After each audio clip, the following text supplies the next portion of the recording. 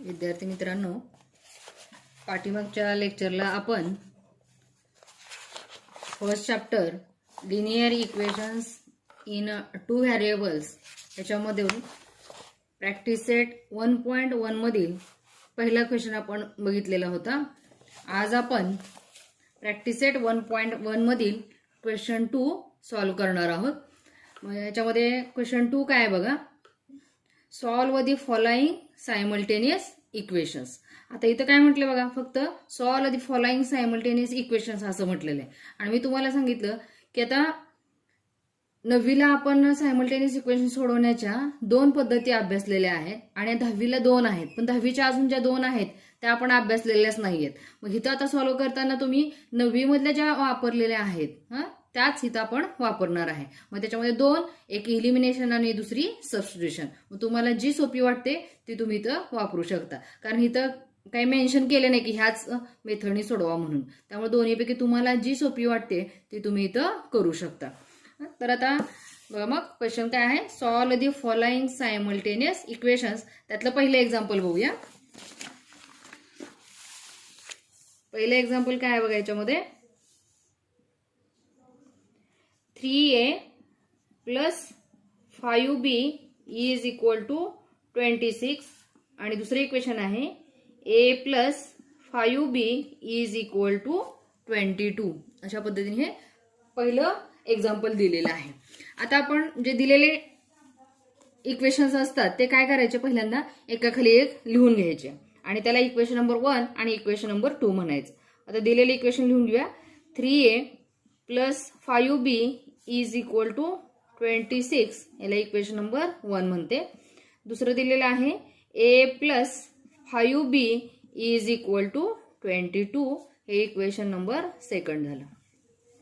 आता आपण इथं समजा इलिमिनेशन मेथड वापरायची म्हटली तर इलिमिनेशन मेथडमध्ये काय बघायचं असतं आपल्याला, कोएफिशियंट कशाचे इक्वल आहेत का ते आपल्याला बघायचे असतात. आणि जर नसतील तर आपण एकाचे कोणाचे तरी एचे किंवा बीचे किंवा एक्स आणि वाय त्या इक्वेशनमध्ये जे व्हेरिएबल आलेलं असतं त्याचे आपण इक्वल करतो. आता इथं बघूया. आता पहिल्या इक्वेशनमध्ये बघा एचा व्हेरिएबल 3 आहे, दुसऱ्या इक्वेशनमध्ये इथं काय नाही म्हणजे 1 आहे. म्हणजे हा इक्वल नाही, एचे कोएफिशियंट इक्वल नाहीत. आता बीचे बघा, इथं पहिल्या इक्वेशनमध्ये बीचा कोएफिशियंट 5 आहे आणि दुसऱ्या इक्वेशन मध्ये सुद्धा बीचं कोएफिशियंट 5 आहे. याचा अर्थ दोन्ही इक्वेशन मध्ये बीचे कोएफिशियंट इक्वल आहे, म्हणजे आपल्याला इथं बी कॅन्सल होऊ शकतं. ठीक आहे, कोएफिशियंट इक्वल आहेत. पण आपण कॅन्सल कधी होऊ शकतं, त्यांचे परत साईन बघावे लागतं, चिन्ह बघायची. मग आता चिन्ह जर बघितली तर ते कशी असायला पाहिजे, तर ऍडिशन करायसाठी आपल्याला कसं असायला पाहिजे, ते कॅन्सल होण्यासाठी किंवा आपल्याला ऍडिशन करायसाठी कसे असायला पाहिजे, ते त्यांची चिन्ह विरुद्ध असायला पाहिजे. म्हणजे एका इक्वेशन मध्ये त्याचं प्लस असेल तर दुसऱ्या इक्वेशन मध्ये मायनस असायला पाहिजे, किंवा पहिल्या इक्वेशन मध्ये मायनस असेल तर दुसऱ्या इक्वेशन मध्ये प्लस असायला पाहिजे. मग समजा दोन्ही प्लस प्लस असतील किंवा दोन्ही मायनस मायनस असतील तर ते आपल्याला ऍडिशन करून ते कॅन्सल होत नाहीत. मग त्यासाठी आपल्याला काय करावं लागतं, सबट्रॅक्ट करावं लागतं.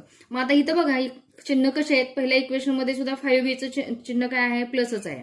दुसऱ्या इक्वेशन मध्ये सुद्धा 5bचं चिन्ह काय आहे, प्लसच आहे. म्हणजे इथं काय झाली, चिन्ह समान झाली. मग चिन्ह समान असतील तर आपल्याला काय करावं लागतं, सबट्रॅक्ट करावं लागतं. मी पाठीमागच्या लेक्चरमध्ये सांगितलंय, चिन्ह समान असली की काय करायचं, सबट्रॅक्ट करायचं. कोएफिशियंट पहिल्यांदा इक्वल आहेत का बघायचं, असतील तर चिन्ह बघायचे, आणि पहिल्यांदा नसतील समान तर ती समान करून घ्यायची आणि नंतर मग त्याची चिन्ह बघायची. आता इथं कोएफिशियंट इक्वल आहेत त्यामुळे आपल्याला कोएफिशियंट इक्वल करायचा काय प्रश्न येत नाही, ती स्टेप आपली कमी झाली. आपण चिन्ह बघितली, चिन्ह कशी आहे त्याची समान आहेत, म्हणून आपल्याला काय करावं लागणार आहे, आता इथं सबट्रॅक्शन करावं लागणार आहे. चिन्ह जर भिन्न असती, वेगवेगळे असती, तर आपण काय घेतलं असतं, ऍडिशन घेतलं असतं. मग आता इथं बघा, सबट्रॅक्ट करत असताना इथं 1 मधून 2 करा किंवा 2 मधून 1 करा, कसंही चालतं. आता इथं जर आपण बघितलं तर 1 मधून 2 करणं आपल्याला सोपं जाईल. आणि तुम्हाला मी सांगितलं बघा, सबट्रॅक्टचं सेंटेन्स लिहित असताना जे इक्वेशन मायनस करणार आहे, सबट्रॅक्ट करणार आहे, त्याचा नंबर अगोदर लिहायचा आणि ज्याच्यातून मायनस करणार आहे त्या इक्वेशनचा नंबर नंतर लिहायचा. मग आता आपल्याला 2 नंबरचं इक्वेशन सबट्रॅक्ट करायचंय. मग ते लिहिताना कसं लिहायचं, सबट्रॅक्टिंग इक्वेशन 2 म्हणायचं, 2 फ्रॉम इक्वेशन 1. म्हणजे 2 नंबरचं इक्वेशन आपण 1 नंबर मधून वजा करणार आहे. आणखी एक सोपं, समजा ते मला हे सेंटेन्स लिहिताना काही अडचण वाटली तर काय करायचं, शेवटचा इक्वेशनचा नंबर ज्याचा आलेला असतो तो इथं आता पहिल्यांदा लिहायचा. काय आलं, इक्वेशन 1 शेवटी आलेलं, मग ते पहिल्यांदा लिहायचं. 3a plus 5b is equal to 26 आणि नंतर दुसरं राहिलेलं a plus 5b is equal to 22. आता सबट्रॅक्ट करायचं म्हणून हे कॉमन मधलं मायनस दिलं. आणि तुम्हाला माहिती आहे सबट्रॅक्ट करताना 2 नंबरचं जे इक्वेशन असतं ते सगळ्यांची त्याची चिन्ह बदलून घ्यायची. प्लसचं मायनस, मायनसचं प्लस. आता ए इथं काय आहे त्याचं साईन प्लस आहे, ते काय झालं मायनस. 5b सुद्धा काय आहे प्लस आहे, त्याचं झालं मायनस. 22 पण प्लसच आहे, त्याचं झालं मायनस. आणि आता सबट्रॅक्ट करून घेऊया. आता सबट्रॅक्शन किंवा ऍडिशन करताना आपण काय करतो, फक्त कोएफिशियंटची बेरीज किंवा वजाबाकी करतो. आता इथं कोएफिशियंट किती आहे 3 आहे, इथे किती आहे 1 आहे. मग आता 3 मधून 1 गेला किती राहिला 2 आणि ए ला ए तसंच. आता प्लस मायनस असताना काय करतो आपण वजाबाकी करतो. मोठ्यातून छोटी संख्या वजा करायची, मोठ्या संख्येचं चिन्ह उत्तराला द्यायचं. म्हणजे इथे किती झालं 2 आहे.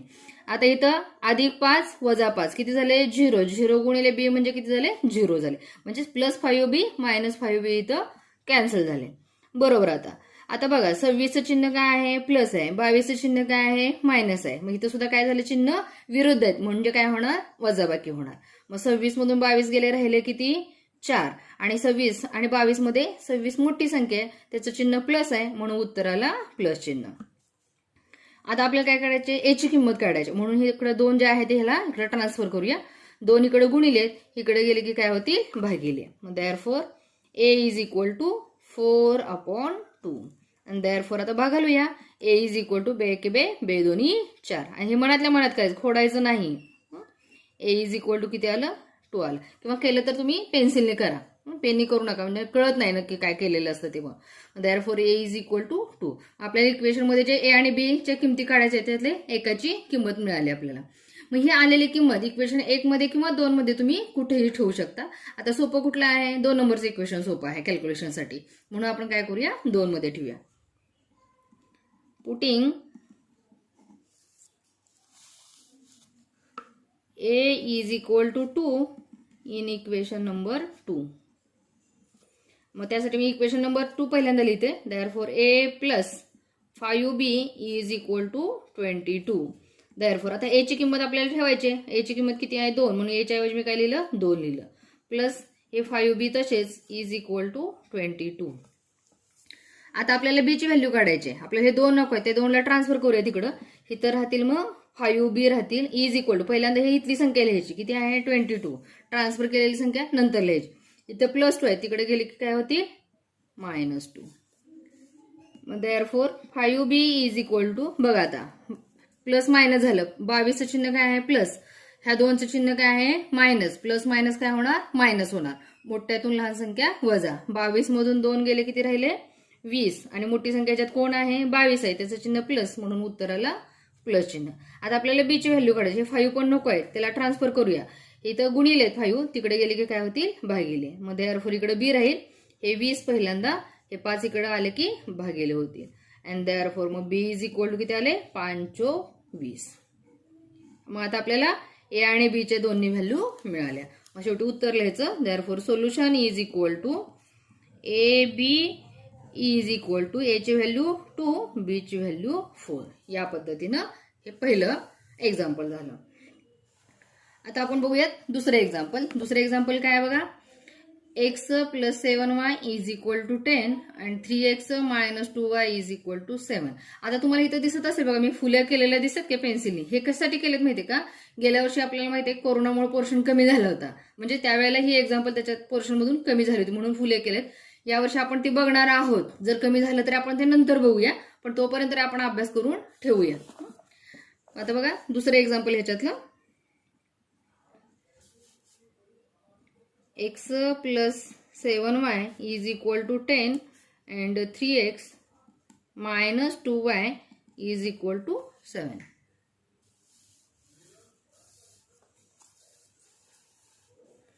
मग आता बघायच्यासारखंच एकाखाली एक इक्वेशन लिहून घेऊयात. x plus 7y is equal to 10 equation number 1 and 3x minus 2y is equal to 7 equation number 2.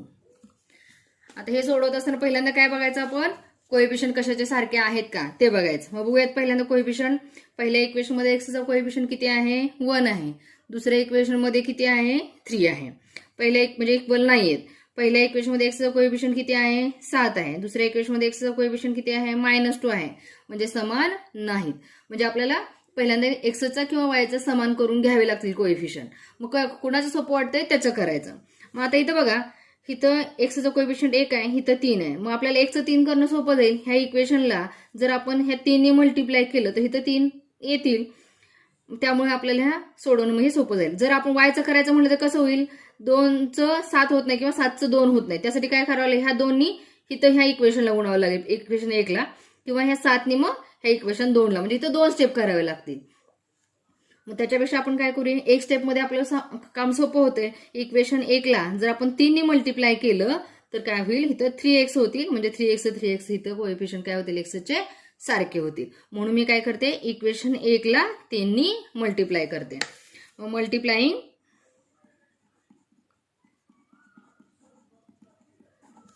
Equation 1 by 3. आता 3 ने मल्टिप्लाय करूया. डायरेक्ट मी इथं मल्टिप्लाय करून लिहिते बघा, 3 गुणिले एक्स, किंवा इथं लिहू का बघा, नाहीतर एक्स गुणिले 3 पहिल्या टर्मला, अधिक हे दुसरी टर्म काय आहे 7y, त्याला गुणिले 3, बरोबर इथे किती आहे 10 गुणिले 3. एक स्टेप मी वाढवली की तुम्ही मनातल्या मनात केली तरी चालते. एक्स गुणिले 3 किती झाले, मग 3x झाले, अधिक 7 त्रिक 21y, बरोबर 10 त्रिक 30. हे इक्वेशन नंबर 3 झालं. आता बघा, एक्सचं रूपांतर आपण काय झालं 3 मध्ये केलं, त्यामुळे आता 1ला लक्षात घ्यायचं नाही. आता बघा, इक्वेशन नंबर 2 आणि 3 बघा, इथं 3x आहे, इथं पण 3x आहे, म्हणजे एक्सचा कोएफिशियंट इक्वल आहे. मग आता कोएफिशियंट इक्वल झाले, मग आता काय बघायचं आपण, चिन्ह बघायचे. आता इक्वेशन 2 मध्ये इक्वेशनचं 3xचं चिन्ह जर बघितलं तर काय प्लसच आहे, आणि पुढच्या इक्वेशन मध्ये सुद्धा काय आहे प्लसच आहे, म्हणजे दोन्ही चिन्ह कसे आहेत समान आहेत. मग मगाच्या सारखंच झालं, चिन्ह समान असतील तर काय करावं लागतं, आपल्याला सबट्रॅक्ट करावं लागतं. मग आता इथं बघा, तुम्ही 2 मधून 3 सबट्रॅक्ट करा किंवा 3 मधून 2 सबट्रॅक्ट करा, कसंही करूया. मग आता मी काय करते बघा, 30 इथे मोठं दिसतंय 7 पेक्षा, म्हणून मी काय करते 3 मधून 2 वजा करते. आता सबट्रॅक्टिंग इक्वेशन, आता मी 2 वजा करणार, त्याचा नंबर अगोदर येणार, इक्वेशन 2 फ्रॉम इक्वेशन 3, म्हणजे इक्वेशन 3 मधून आपल्याला 2 वजा करायचंय. मग आता मला पहिल्यांदा काय लिहावं लागेल, इक्वेशन नंबर 3 लिहावं लागेल. मग काय आहे equation number 3, 3x plus 21y is equal to 30. 3x plus 21y is equal to 30. हे झालं इक्वेशन नंबर 3. आणि वजा काय करायचं आपल्याला 2 नंबरचं, 3x वजा 2y बरोबर 7. 3x वजा 2y बरोबर 7. हे दोन इक्वेशन लिहून घेतले. आता आपल्याला सबट्रॅक्ट करायचं, म्हणून काय करायला लागेल, आपल्याला इथं कॉमन मध्ये मायनस द्यायचं. आणि आपल्याला माहित आहे सबट्रॅक्ट करताना 2 नंबरच्या इक्वेशनची सगळ्यांची चिन्ह आपण बदलून घेतो. हे 3xचं प्लस आहे ते मायनस झालं, 2yचं इथं मायनस आहे त्याचं प्लस झालं, 7 प्लस आहे त्याचं मायनस झालं. मग आता बघा, हे plus 3x minus 3x cancel झाले, अधिक 21y अधिक 2y. आता इथं आज चिन्ह कशी झाली बघा, अधिक अधिक समान चिन्ह झाली. समान चिन्ह असते की आपण बेरीज करतो. मग 21 अधिक 2 किती झाले, 23y झाले, बरोबर. आता बघा, 30चं चिन्ह अधिक आहे, 7चं चिन्ह वजा आहे, विरुद्ध चिन्ह आहेत. विरुद्ध चिन्ह म्हटलं की वजाबाकी, मोठ्यातून लहान संख्या वजा. मग 30 मधून 7 गेले किती राहिले, 23 राहिले. मोठी संख्या 30 आहे, त्याचं चिन्ह अधिक आहे, म्हणून उत्तराला अधिक चिन्ह. मग आता वायची किंमत काढायची आहे. मग हे 23 नको आहे, त्याला आपण इकडे ट्रान्सफर केले तर भागिले होतील. देअरफॉर वाय बरोबर हे पहिले इथले 23 आणि हे 23 इकडे आले की इथं गुणिले, तिकडे आले की भागिले होतील, हे भागिले 23. देअरफॉर वाय बरोबर 23 एके 23, म्हणजे वाय बरोबर किती आलं, मग 1 आलं. एक किंमत मिळाली आपल्याला. दिलेल्या इक्वेशन मधले जे व्हेरिएबल आहेत एक्स आणि वाय, त्याची आपल्याला एक किंमत मिळाली, एकाची मिळाली. कशाची मिळाली, वायची मिळाली. मग ही आलेली वायची किंमत जी आहे ते आपण इक्वेशन 1 मध्ये 2 मध्ये किंवा 3 मध्ये कुठेही ठेवू शकतो. आपल्याला ज्या इक्वेशन मध्ये कॅल्क्युलेशन कमी आहेत, सोपी आहेत, त्या इक्वेशन मध्ये आपण ठेवू शकतो. मग मला इक्वेशन नंबर 1 सोपं वाटते कॅल्क्युलेशनसाठी, म्हणून मी इक्वेशन 1 मध्ये ठेवते. मग आता putting y is equal to 1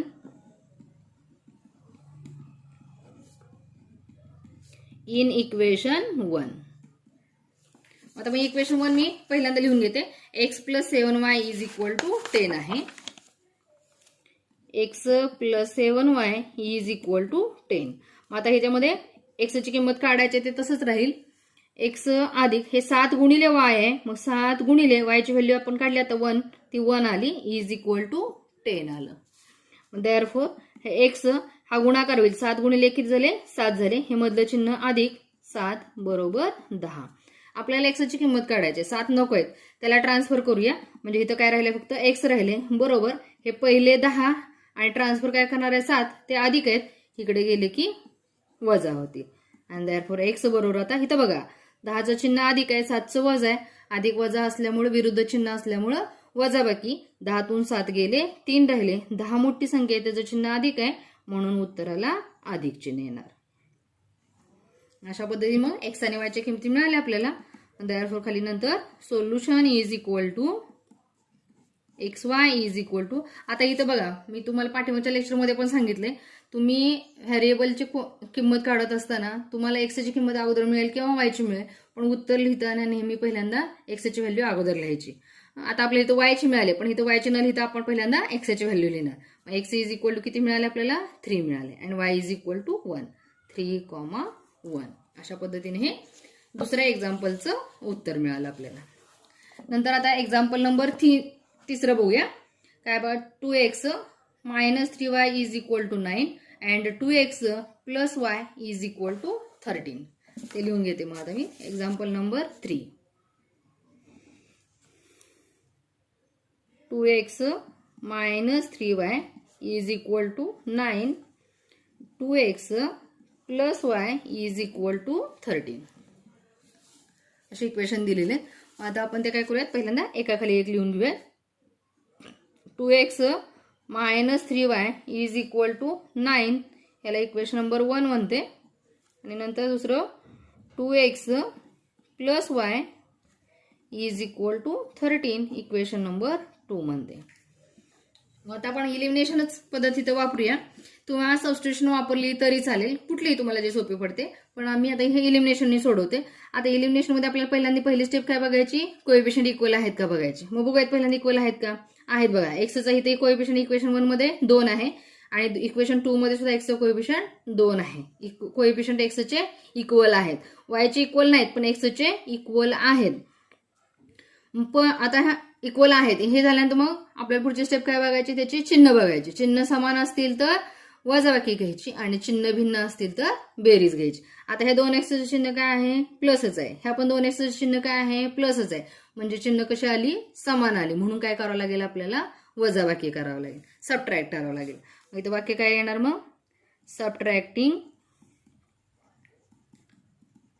आता मी काय करते? मग 2 मधून 1 वजा करते. मग सबट्रॅक्टिंग इक्वेशन 1 म्हणते फ्रॉम इक्वेशन 2. तुम्ही आता 1 मधून 2 वजा केलं तरी चालेल, काय हरकत नाही. मग आता मी 2 मधून 1 वजा करणार आहे, म्हणजे मला पहिल्यांदा 2 नंबरचं इक्वेशन लिहावं लागेल. म्हणजे 2x + y = 13 मी लिहिलं. नंतर 1 नंबरचं 2x - 3y = 9. सबट्रॅक्ट म्हणून मायनस. मग आता दुसऱ्या इक्वेशनची चिन्ह बदलायची सबट्रॅक्ट करायचं म्हणून. हे 2x प्लस आहे त्याचं मायनस झालं. हे -3y त्याचं +3y झाले. हे 9 प्लस आहे त्याचं मायनस झालं. आता बघा, हे 2x प्लस -2x कॅन्सल झाले. हे +y हे +3y. हे +y म्हणजे काय? तर कोएफिशियंट 1 आहे. आता 1 हे प्लस आहे म्हणजे समान चिन्ह म्हणजे बेरीज होणार. 1 + 3 किती झाले? 4 आणि y ला y तसे झाले म्हणजे 4y. y + 3y किती झाले? 4y. आता इथं 13 प्लस आहे, 9 मायनस आहे. प्लस मायनस काय होणार? मायनस होणार. 13 वजा 9 किती झाले? 9 किती? 13. 9 4 13. आणि 13 मोठा आहे 9 पेक्षा, मग हे प्लस आहे म्हणून उत्तर आलं प्लस साइन. देअरफॉर y हे 4. हे 4 तिकडे न्यायचे म्हटलं तर काय होते? इथं गुणिले, इकडे आले की काय होतील? भागिले होतील. अँड देअरफॉर y 4 4 1 4 म्हणजे y किती आलं? 1 आलं.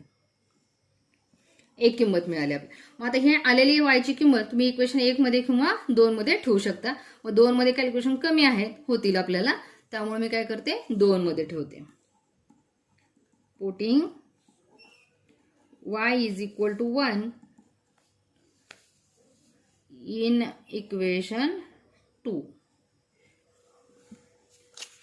इक्वेशन 2 मला पहिल्यांदा लिहून घ्यावं लागेल. इक्वेशन 2 लिहिते. काय इक्वेशन 2 बघा. Equation number 2 2x plus y is equal to 13. ते अगोदर लिहिते मी. 2x plus y is equal to 13. याच्यामध्ये आपल्याला काय ठेवायचे, y इज इक्वल टू 1 ठेवायचे. मग देअरफॉर हे 2x तसेच राहतील प्लस आता y च्या ऐवजी काय ठेवणार आपण, 1 व्हॅल्यू काढली ती 1 आली इज इक्वल टू 13. आपल्याला x ची व्हॅल्यू काढायची. हे 1 पहिल्यांदा ट्रान्सफर करूया. इथं प्लस आहे, तिकडे गेले की साइड बदलली काय होईल, मायनस होईल. इथं राहतील फक्त 2x राहतील इज इक्वल टू हे पहिले 13 हे प्लस 1 तिकडे गेले की मायनस 1 झाले. Therefore 2x is equal to आता इथं बघा 13 प्लस 1 मायनस प्लस मायनस आले की मग वजाबाकी. 13तून 1 गेले राहिले 12. 13 मोठा आहे म्हणून उत्तर आलं प्लस. मग x बरोबर आपल्याला काढायचं. हे 2 नको आहे, 2 ट्रान्सफर करूया. इकडे गुणिले इकडे आले की भागिले. पहिल्यांदा हे 12 हे आलेले नंतर भागिले 2.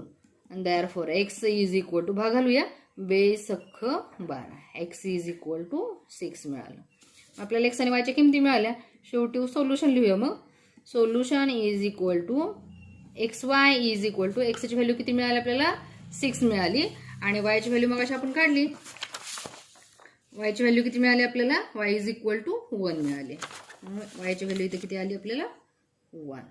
या पद्धतीने सोल्युशन काय आलं मग 6 1. या पद्धतीने हे आपलं झालं एक्झाम्पल नंबर 3 झालं. आता एक्झाम्पल नंबर आपण 4 बघूया. बघा काय आहे, 5m minus 3n is equal to 19 and m minus 6n is equal to minus 7. बघा चौथं एक्झाम्पल.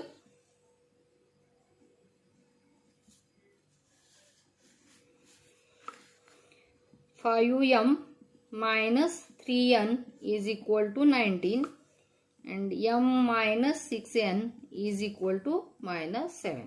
एका खाली एक लिहून घेऊया. 5m minus 3n is equal to 19 equation number 1. m minus 6n is equal to minus 7 equation number 2 मिळालं.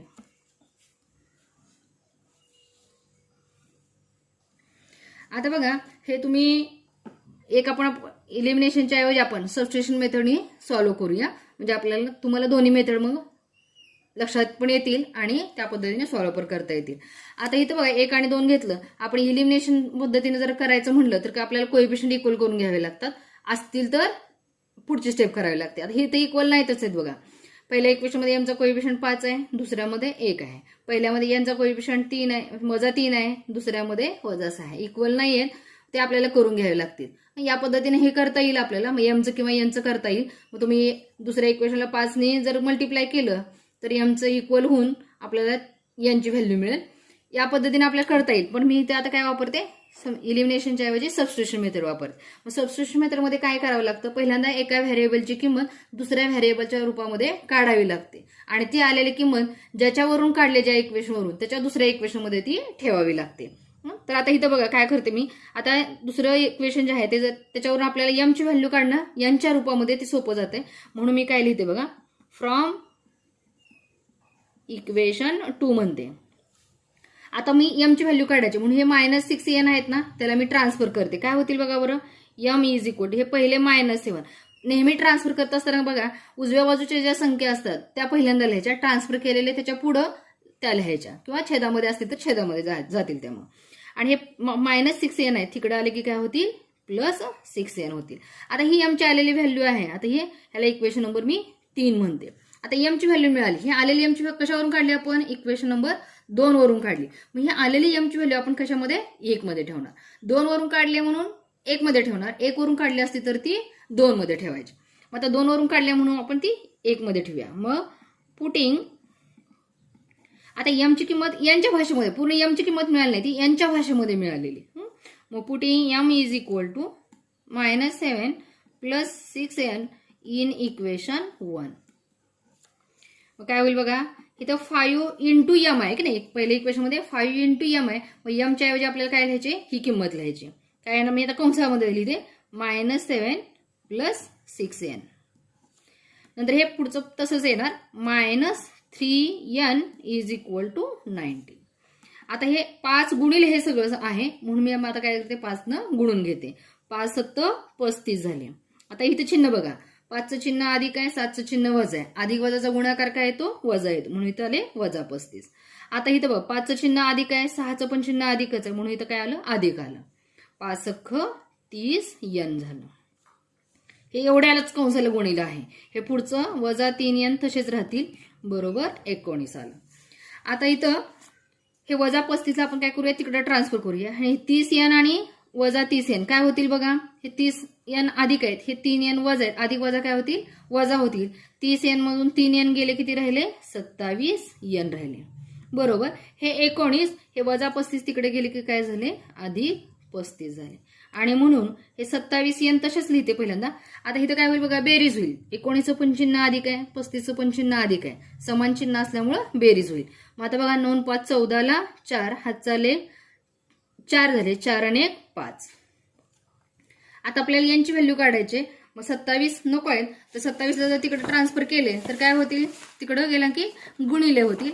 मग 27 तिकडे गेले तर n बरोबर हे 54 भागिले इथं काय झाले, 27 झाले. आणि आता 27 न भागा, 27 किती होणार, 27 दोन्ही 54. आणि therefore n is equal to काय आलं, 27 1 27, 27 दोन्ही 54. यांची किंमत किती आली, मग 2 आली आपल्याला. मग आता बघा यांची किंमत आपल्याला मिळाली. मग हे आलेली यांची किंमत आपण इक्वेशन जे 3 नंबरचे इक्वेशन काढले आपण त्याच्यामध्ये ठेवूयात, म्हणजे काय होईल, डायरेक्ट आपल्याला एमची व्हॅल्यू मिळेल. मग putting n is equal to 2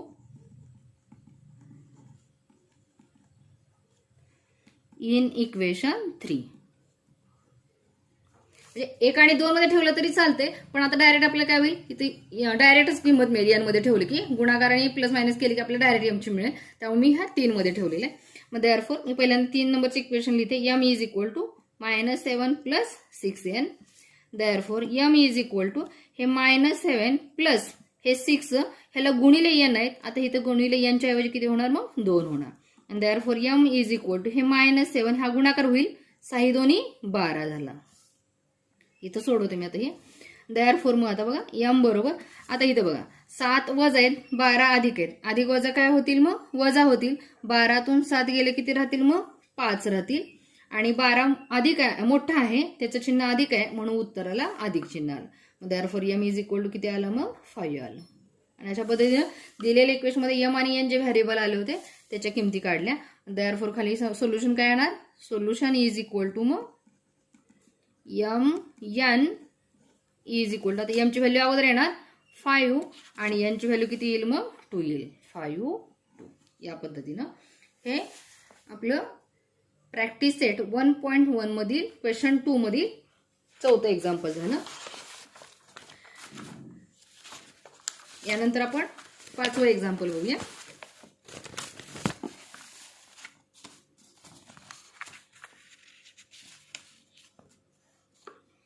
पाचवं example 5x plus 2y is equal to -3 and x plus 5y is equal to 4.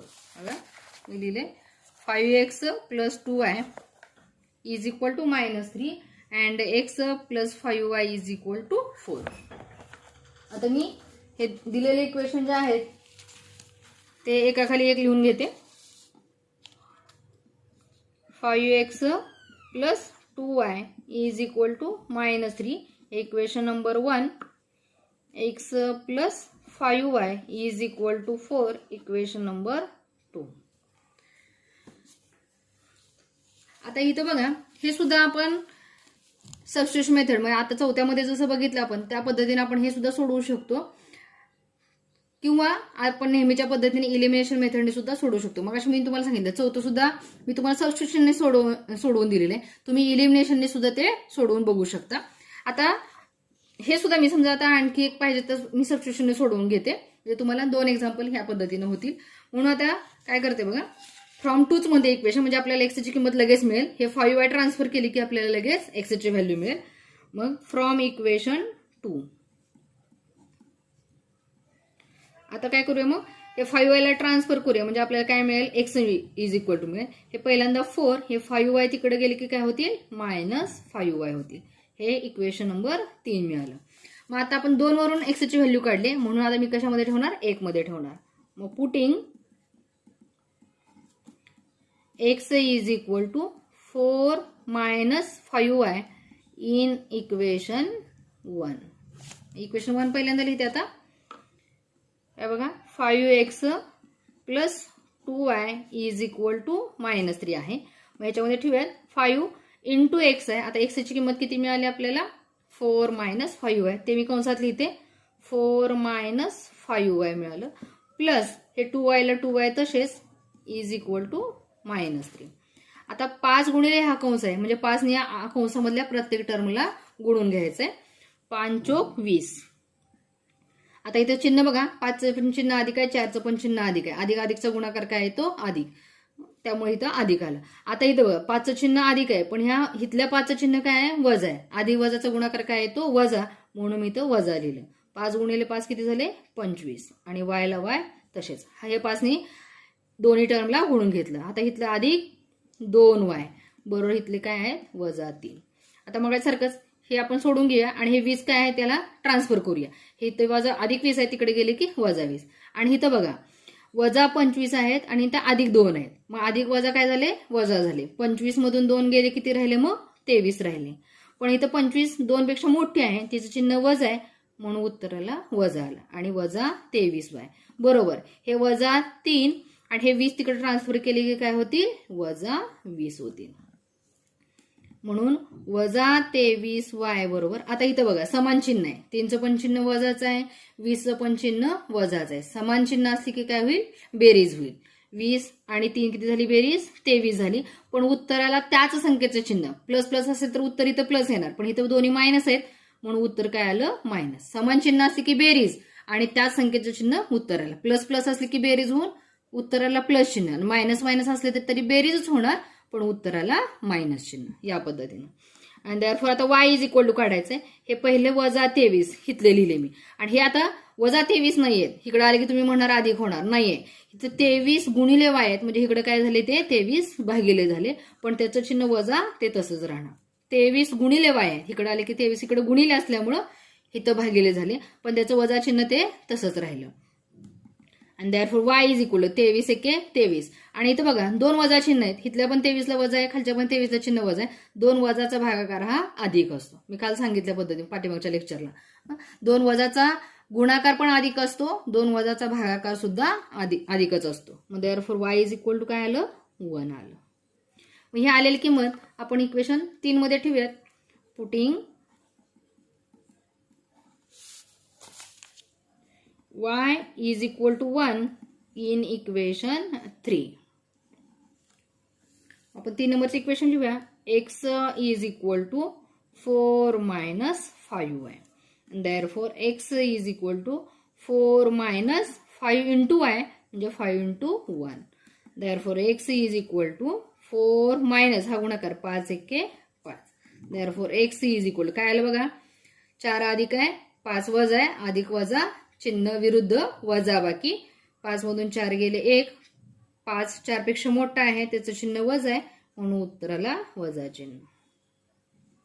x आणि y ची किमती मिळाल्या आणि देअरफॉर उत्तर काय येईल, मग solution is equal to xy is equal to x ची किंमत -1, y ची किंमत 1. या पद्धतीने हे प्रॅक्टिस सेट 1.1 मधलं क्वेश्चन 2 मधलं आपण 5 एक्झाम्पल बघितले. मग बघा आता पहिल्यापासून आपण बघूया. हे पहिले एक्झाम्पल बघितलं, ह्याच्यामध्ये ए आणि बी विचारलं होतं, ए आणि बी च्या किमती काढल्या.